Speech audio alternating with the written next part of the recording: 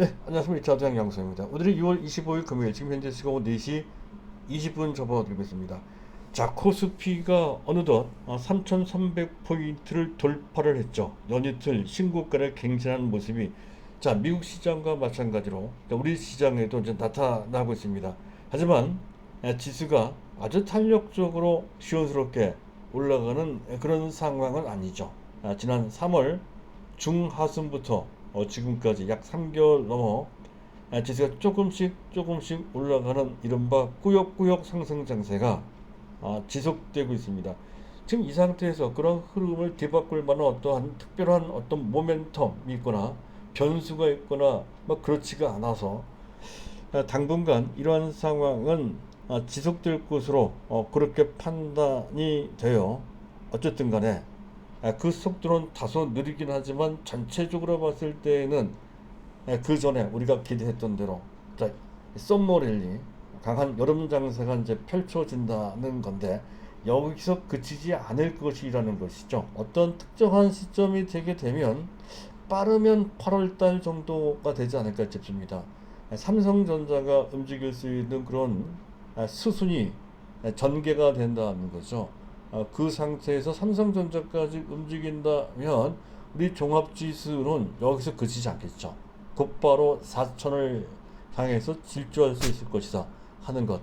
만약 그런 상황이 나온다라고 했을 때는 이른바 작년 11월 달도 그랬듯이 11월 달, 12월 달도 그랬듯이 금년에는 조금 그보다 빠른 시점에서 이른바 연말 랠리까지 이제 만들어진다 하는 것이고, 그 연말 랠리가 만들어진다면 삼성전자가 그때부터 주도한다 하는 관점까지 어느 정도는 그 종합지수의 윤곽을 잡아놓고 현재 시장을 봐야 될 것 같습니다. 자, 현재 시장은 판도 측면에서 특징을 한번 헤아려 볼 필요가 있다는 거죠. 어찌됐든 우리 증시가 독자적으로 움직이는 것은 전혀 아니죠. 일단 미국 증시에 특히 심리적으로 연동하고 있다는 거 하나 하고요. 또 우리 증시에 이런 전반적인 흐름을 주도하는 특정의 매매 주체가 없죠. 외국인도 또 동학개미도 기관도 아닙니다. 그들은 서로 샀다 팔았다 하면서 현재 지금 서로 관망하고 있는 그런 상황이거든요. 그럼에도 불구하고 우리 증시가 올라오는 것은 대단히 신기한 또 이례적인 현상이라는 것까지 알아두실 필요가 좀 있겠고요. 그런 가운데 철저하게 IT 대형주, 즉 삼성전자나 SK하이닉스나 또는 LG화학 같은 그런 종목들은 주가 탄력성이 안 나오고 있습니다. 반면에 다른 대형주, 제2선, 제3선에 있는 대형주 또는 테마주, 특히 현재 메타버스 같은 그런 테마주들은 대표적인 케이스가 되죠.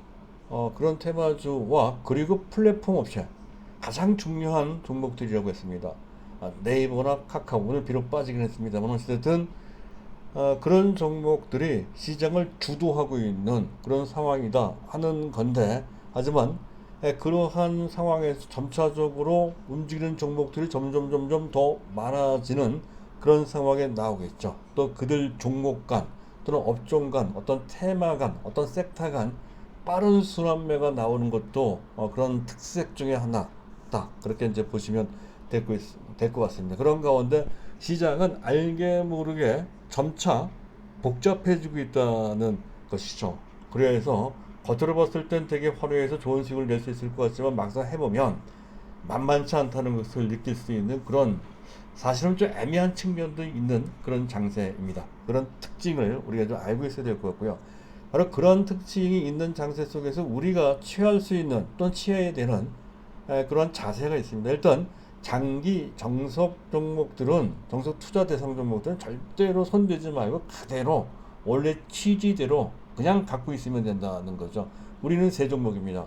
삼성전자, 현대차, 그리고 네이버. 네, 사실은 현재 현대차보다 네이버가 더 중요합니다. 그리고 네이버는 꼭 장기로만 기대되는 것이 아니라 단기, 중기로도 상당히 이 종목은 유망하다는 것이죠. 절대 보유. 오히려 약간 빠졌을 때, 오늘 음봉이 하나 나왔죠. 잠깐 차트를 보도록 하죠. 음봉 하나 나오는데 그런 거 따질 필요도 없을 것 같아요. 무조건 매수 보유를 해야 된다. 안 갖고 있거나 부족하신 분들은 더 사야 된다는 관점으로 봐야 된다는 건데, 어찌됐든 이 종목은 장기 정석 투자 대상입니다. 자식한테 물려줄 종목이다 하는 관점으로 보시면 되고, 나머지도 어느 정도 시장의 맥을 짚는 줄기가 될 만한 그런 섹터 내지 테마 쪽에 초점을 맞춰줘야 된다는 거죠. 일단 그 줄기만 말씀드리면 2차 전지가 들어가고요. 그리고 앞서 말씀드렸던 메타버스가 들어간다는 거죠. 메타버스는 물론 네이버가 들어가 있지만 그거 말고 또 중소형주가 있단 말이죠. 그런 것도 좀 짚어볼 필요가 있다는 것이고, 그리고 단기 트레이딩 하는 종목들도 좀 있거든요. 제가 말씀드리는 단기 트레이딩은 현재 하루짜리, 또 길어봐야 일주일짜리 뭐 그런 정도의 초단기가 아니고 1개월 내지 6개월 정도를 보고 목표 수익률은 작게는 20% 내지 많게는 뭐 50% 정도 수익을 낼 수 있는 그런 종목을 끊어서 본다는 개념의 그런 종목들입니다. 그런 종목들은 철저하게 기본에, 즉 실적을 기본으로 하고 또 기술적인 판단을 좀 많이 해줄 필요가 있습니다. 손이 좀 많이 가는 측면이 있다는 것이죠. 그런 것을 구분해서 판단을 하자. 이렇게 복잡할수록 그러한 자세가 반드시 필요하다는 것이죠. 그것을 전제로 해서 시장을 보시기 바랍니다. 자, 오늘 그것을 바탕으로 제가 이제 준비한 내용은 현재 이 시점에서 우리가 일반 투자자들이 가장 부담 없이 자신 있게 매수 보유할 만한 실적이 아주 좋은 종목들이 뭐가 있을까라고 했을 때 이런 종목들이 있다는 것이죠. 세 가지 정도의 종목이 있다는 건데, 일단 LG전자는 어제도 말씀을 드렸죠. 그래서 오늘은 생략하겠습니다. LG전자. 그리고 한동안 말씀드렸다가 최근 들어 주가 부진 때문에 말씀드릴 기회를 못 잡았었는데, OCI가 이건 반드시 잡아야 될 것 같아요. 갖고 계신 분들은 그대로 갖고 있습니다. OCI가 중요합니다. 그리고 가장 안전한 종목 중에 하나가 우리 금융주지죠. 이 종목 몇 번 말씀을 드렸었죠.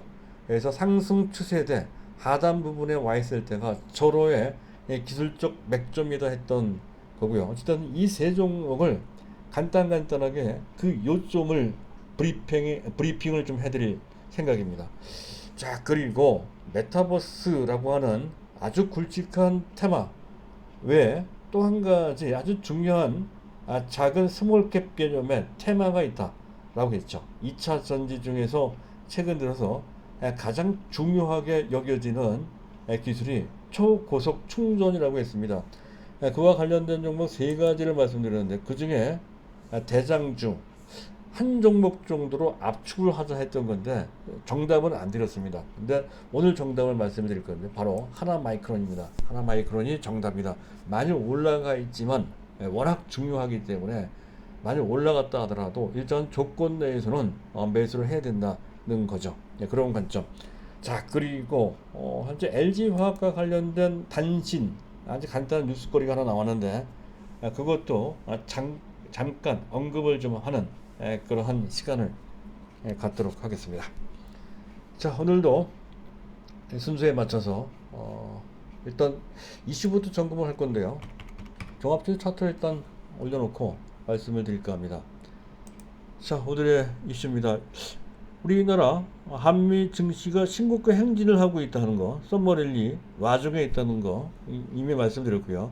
자, 미국의 정부가 야당과 부양책에 대한 합의를 했다고 하죠. 1조 2천 달러 정도 규모의 부양책 합의를 했다는 건 당초 그들이 추진했던 것의 한 반 정도 수준밖에 되지 않는 것 같습니다. 절반은 성공이라는 건데 현재 증시 입장에서 봤을 때 당장 크게 중요한 것 같지는 않습니다.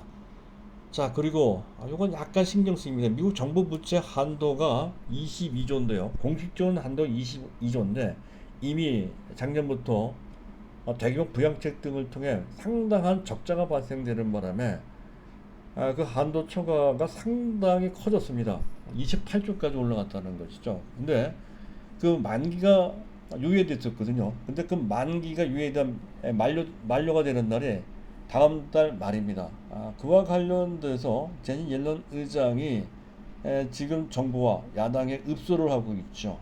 한도를 조정하거나 또는 유예 기간을 다시 한번 또 연장을 하자라고 읍소나 또는 약간의 경고를 하고 있는데 아직은 답이 없습니다. 이와 관련돼 2011년도인가 그 당시에 한 번, 두 번, 그 당시 정부 부도 디폴트가 나온 바 있었고 그 바람에 증시가 크게 흔들린 적이 있었거든요. 만약에 이번에도 야당이 그런 식으로 해서 한 목리를 부리게 되면 다소 시장이 불안해질 수 있는 소지가 조금 생긴 그런 상태라는 점에서 이 부분은 계속 지켜봐야 될 것 같습니다. 당장 이 문제가 큰 문제는 되지 않을 거는 같은데 어쨌든 그래도 미연에 이 부분에 대해서는 약간은 우리가 경계를 할 필요가 있다는 점에서 말씀을 드리고 싶고요. 자, 그리고 우리 한국은행의 이주열 총재가 그 전에 말씀드렸죠. 오늘은 아예 노골적으로 연내 금리 인상을 하겠다라는 것을 직설적으로 공식 표명을 했습니다. 이것과 관련돼서 우리가 대비를 하자 하는 입장에서 말씀드린 종목이 우리금융이죠. 우리금융지주. 금리가 인상되면 그에 따라서 순이자 마진이 올라간다는 개념으로 설명을 드린 바 있었습니다. 차트를 보면 이런 종목이 이런 상태인데요. 이 종목을 좀 이따 다시 한번 간단하게 추가적으로 또 설명을 드릴까 합니다. 자, 그리고 이제 시장을 점검을 해봐야 된다는 건데 미국의 10년물 국채금리 1.4987 약간씩 다시 올라가는 모습입니다만 아직까지 1.5% 아래에 있고요. 달러 인덱스 91.76인데 여전히 높은 상태입니다. 하지만 오늘 원달러 환율은 1129원, 1127원까지 내려왔네요. 전일 대비 약 7원 이상 내려가는 그런 모습이 나타났습니다. 현재 보고 계신 차트, 화면의 오른쪽 하단에 원달러 환율 일봉 차트가 나오고 있죠. 이틀 연속 음봉이 나오면서 비교적 빠른 속도로 외환 시장도 안정되고 있다는 것이고 이게 조금 더 진행되면 진행될수록 그만큼 원화에 대한 수요가 는다고 하는 것이니까 외국인들이 들어온다는 얘기가 되죠. 하지만 아직 적극적으로 외국인들이 들어온 단계까지 가지는 못하고 있다 하는 건데 어쨌든 그 가능성 비교적 유리한 환경으로 진행되는 초기 단계에 와 있다. 그런 정도로만 보시면 될 것 같습니다. 자, 수급을 잠깐 볼 텐데요. 일단 자막을 지워놓고 테이블을 보면서 말씀드릴 겁니다. 자, 일반기들이 대규모 순매도 8,190억 그리고 외국인과 기관이 양쪽 나누어서 대규모 순매수 전형적인 지수 상승 장세에서 나타나는 모습입니다만은 그러나 아주 적극적인 외국인들의 매수가 이루어진 것은 아니죠. 약간 외국인들은 눈치를 보는 그러한 인상이 좀 짙습니다. 삼성전자도 매도를 했고요. 오늘 약간 특이할 만한 것은 연기금이 삼성전자를 무려 16거래일 만에 기간으로 따져봤을 때는 거의 한 달 만입니다. 한 달 만에 처음으로 삼성전자를 순매수했다는 것. 물론 연금 순매수한 것이 단기적인 어떤 탄력성을 기대할 어떤 모멘텀에 되기는 좀 어려울 겁니다. 중장기적으로 삼성전자도 연기금의 그 매물 압박을 벗어나서 중장기적으로 조금씩 힘을 낼 수 있는 수급적인 환경이 만들어지고 있다. 이런 관점으로만 보시면 될 것 같습니다.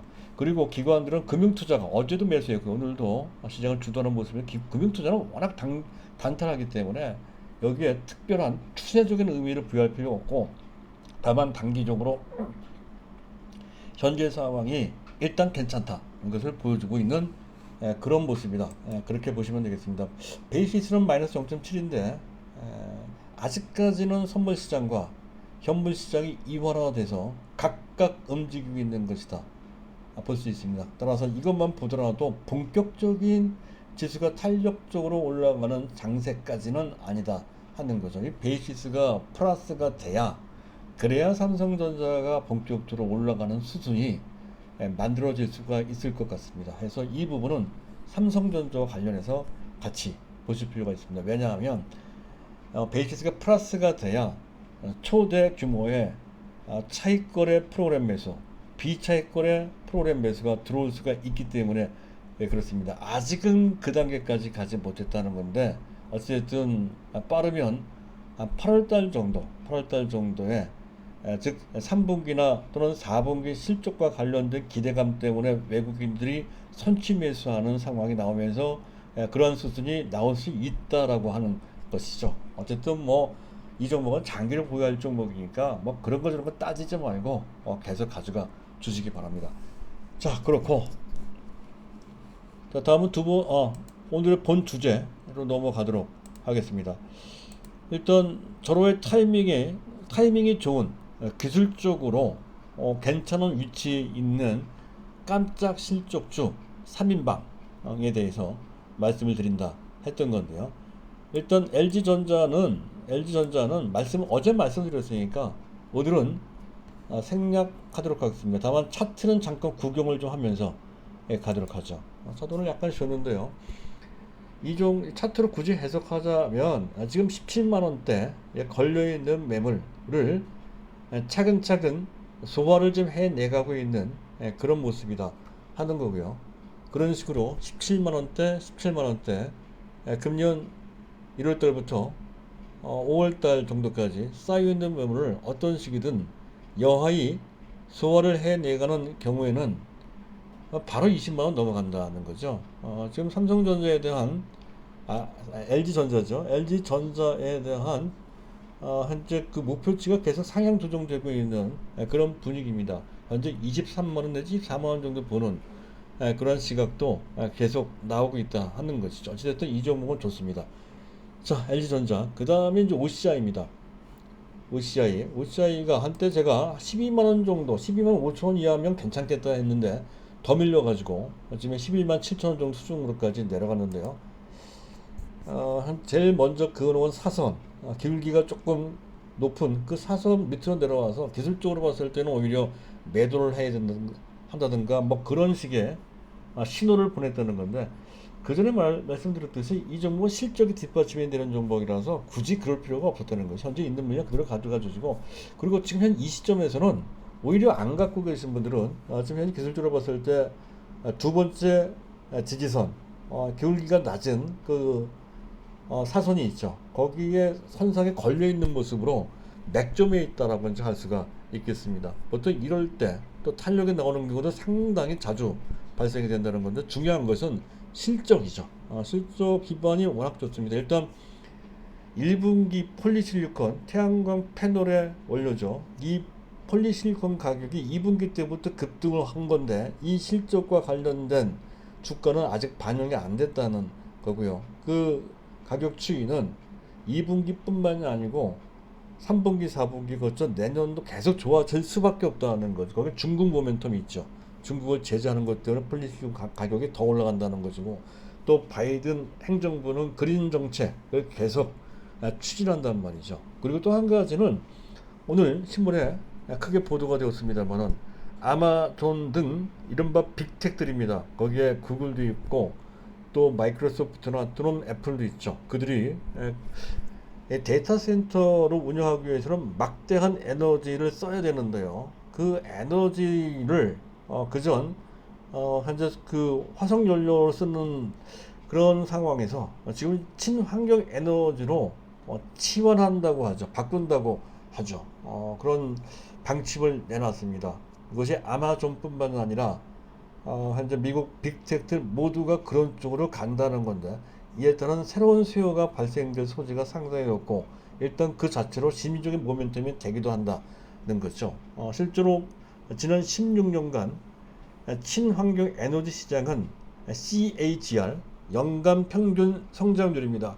약 7% 정도 됐다는 건데, 얼핏 보기에는 생각보다 그 성장세가 그렇게 커 보이지 않는다라고 느끼시는 분들도 있을지 모르겠으나, 하지만 이 정도면 괜찮은 정도의 성적입니다. 이 정도면 16년간 친환경 CAGR 7%인데요.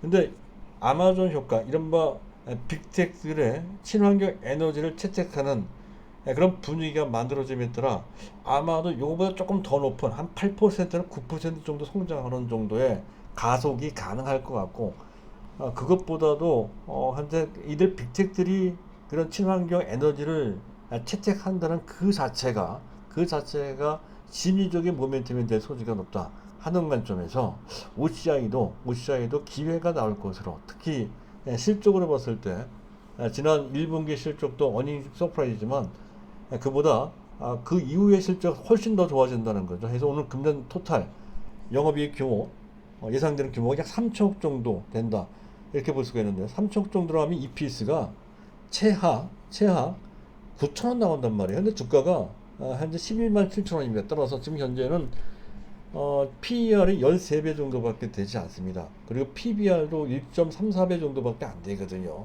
OCI. 그러니까 실적 기반으로 봤을 때 이제 OCI는 상당히 매력적이다 하는 건데, 이거는 기관들이 놓치지 않습니다. 외국인들도 마찬가지고요.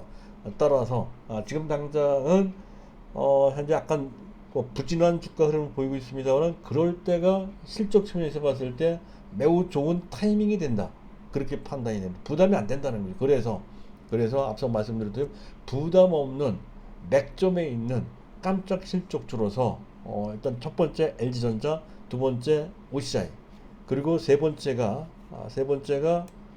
우리 금융지주입니다. 우리 금융지주 실적이 상당히 좋아요. 1분기 실적 어닝 서프라이즈고 2분기 실적도 적어도 6천억 이상 나온다는 거죠. 영업이익이 아니고 특히 은행계통, 금융계통은 순이익을 따집니다. 한 7천억 넘을 것이다. 연간 기준으로 따졌을 때 그 순이익이 4조 원 가까이 된다는 건데, 그 자체로 어닝 서프라이즈라는 것이고, 또 금리 인상과 더불어서 부각될 소지가 상당히 높은 데다가 실제로도 순이자 마진, 예대 마진을 넘은 모든 다른 비예금 부분에 현재 수익까지 다 포함한 그 마진을 순이자 마진, 님이라고 합니다. 님, 넷 인컴 마진이죠. 이게 개선이 된다는 거고, 지금도 좋은데 더 좋아진다는 거. 지금도 아주 우량한 은행 정도 수준입니다. 2.2 내지 2.3% 정도까지 나오거든요. 괜찮아요. 그리고 경기 회복이 가속되고 있죠. 그렇게 되면은 아무래도 한계 기업들이 작아지게 되죠. 그럼 그와 관련된 충당 비용이 상당히 절감이 됩니다. 그런 측면. 그리고 밸류 측면에서 봤을 때 PBR은 전 금융회사 중 가장 낮습니다. 0.3배 정도밖에 안 됩니다. 우리나라 전체 대표 기업 중에서는 가장 낮은 업체가 한전인데, 한전은 문제가 좀 있죠. 한전은 그래서 PBR 0.2배고, 그리고 금융주주 그 다음인데, 그 중에서 가장 낮은 업체가 바로 우리 금융지주입니다. 근데 우리 금융지주가 조금씩 모든 부분이 개선되고 있습니다. 그래서 이렇게 낮은 PBR은 너무 지나칩니다. 적어도 0.4배 내지 적당하게는 0.5배 정도 수준까지는 그 PBR이 올라와야 된다는 것으로서 전체 주가 너무 싸죠. 너무 쌉니다. 그리고 PER, 주가 수익 비율도 현재 한 4배 정도밖에 안 나와요. 지금 대략적으로 현재 한 3천 이상 나올 것 같은데, EPS가 말이죠. 주당 수익이. 근데 현재 11,850원이거든요. 이 정도면 너무 쌉니다. 그리고 또 한 가지 중요한 것은 하반기 가면 갈수록 배당 수익률에 대한 기대감이 커질 겁니다. 작년 실적 기준으로 해서 5.9% 정도의 그 수익률이 나왔습니다. 금년도는 더 나온다는 것이죠. 금년도 실적으로 봤을 때는 6% 넘는, 지금 들어가면 한 6.5% 정도 될 것 같아요. 그런 정도의 배당 수익을 기대해 볼 수 있다는, 이 정도면 상당히 짭짤한 거죠. 배당 수혜주, 보통 배당 그 수혜주라고 일컬어지는 그들 업체들보다 더 좋습니다. 보통 4%만 나와도 좋다 했던 건데, 그보다 훨씬 좋게 배당을 준다는 말이죠. 그런 관점에서 더욱더 부각될 소지가 있고, 실제로도 우리가 배당을 받아도 이 정도는 상당히 짭짤하죠. 그런 관점에서 그렇습니다. 그리고 한 가지 덧붙여 말씀드린 건, 그 전에 코스맥스를 제가 말씀드린 적이 있었는데 괜찮은데 한 맥점은 좋아요. 그리고 또 지금 백신이 보급됨에 따라서 그 언젠가는 마스크를 벗을 날이 있을 겁니다. 그렇기 때문에 화장품들이 부각될 것인데, 이제 문제가 약간 생겼습니다. 다른 문제는 아니고요. 최근에 유상증자를 한 게 있습니다. 7월 8일 날 그 신주가 상장되는데, 유상증자 신주와 관련된 물량 부담 때문에 다소 그때 전까지는 주가가 부진할 소지가 있다는 것이죠. 따라서 이 종목을 일단 갖고 계신 분들은 빼고 사고자 하시는 분들은 그 타이밍을 좀 늦춰서 볼 필요가 있다는 것을 더불어 말씀드리면서 다음 종목으로 넘어가도록 하죠. 다음 테마로. 자, 그리고 이제 세 번째 테마입니다. 하반기에 초강력 테마, 가장 강한 테마는 메타버스 테마다 했습니다. 이 테마에 대해서는 뭐 자주 언급을 했으니까 어제도 언급을 했죠. 오늘은 생략합니다. 다만 지금 자이언트 스텝이나 또는 알체라 같은 종목은 안 갖고 계신 분들은 반드시 사줘야 돼요. 자이언트 스텝은 오늘 장중에 아주 좋은 기회였었죠. 5만원대 초반대 매수할 수 있는 기회가 주어졌고, 알테라 같은 경우는 36,000원대 이하에서 매수할 기회가 주어졌다는 건데, 오늘 종가도 그렇게 썩 나쁘지 않습니다. 이 두 종목 둘 중에 하나가 아니라 각각 다르거든요. 이 내용은 어제 말씀드렸으니까 그 내용을 참조해 주시고, 어찌됐든 적당히 배분해서 양대 종목을 잡아주시기 바랍니다. 메타버스 테마는 워낙 강력하기 때문에 여기에 또 끝날 종목이 전혀 아니죠. 상당한 역량을 갖추고 있는, 잠재력을 갖추고 있는 그런 종목입니다. 그래서 이 두 종목을 그런 정도로만 말씀을 드리면서, 자, 일단 하반기 가장 강력한 테마, 이 메타버스를 제외한 다른 많은 테마 중에 가장 유력한 그런 테마로는 2차전지라고 하는 큰 그림이 있지만, 2차전지 중에서도 보면 각종 부품이나 기능이 있겠죠. 그 중에서 가장 최근에 각광받는 뜨거운 감자 역할을 하는 파트가 바로 초고속 충전입니다. 지금은 전 세계 배터리조차도, 또는 전기차도 마찬가지입니다. 상향 평균화되고 있다는 것이죠. 가장 중요한 것은 주행거리인데, 대략적으로 480km 내지 500km 정도 수준으로 상향 평균화되고 있는 그런 상황입니다. 해서 A 배터리든 B 배터리든 또는 A 전기차든 B 전기차든 사실은 큰 차이가 없어요. 근데 지금 그런 와중에도 큰 차이가 있는 부분은 충전 속도가 얼마나 빠르냐에 달려 있다는 것이죠. 거기에 전쟁이 치열한 경쟁이 펼쳐지고 있다는 건데, 그와 관련된 핵심적인 기술을 갖고 있는 업체가 바로 하나마이크론이고요. 하나마이크론의 자회사, 하나마이크론의 자회사, 하나 WLS가 핵심이라고 할 수 있겠습니다. 이 업체는 범프 내지 프로브 테스트를 주업으로, 범프는 뭡니까? 기판과 그리고 반도체 칩을 연결시키는 물질을 범프라고 합니다. 범프, 그런 것이나 프로브 테스트, 그것을 테스트하는 것을 주업으로 하는 업체인데, 하지만 최근에 각광받는 기술은 SiC RDL이라고 하는 광폭 층재배열이라고 하는 신기술을 현재 좀 확보를 했다는 것이죠. 이 기술이 초고속 충전 IC는 직접 회로입니다. 직접 회로, 반도체 회로입니다. 이 기술이 삼성전자 갤럭시 시리즈 및 특히 중요한 것은 NXP는 세계 최대의 반도체, 차량용 반도체 업체입니다. 그 차량용 반도체 업체에 급속 충전 IC용으로 공급되고 있다는 거죠. 그리고 이 업체는 또 그 외에도 WLP, 플립칩, 또 SIP, 그 패키지 안에 시스템입니다. 그리고 SoC, 시스템 온칩, 또 하이엔드 패키징 기술, 상당히 광범위한 기술을 망라하고 있다는 거죠.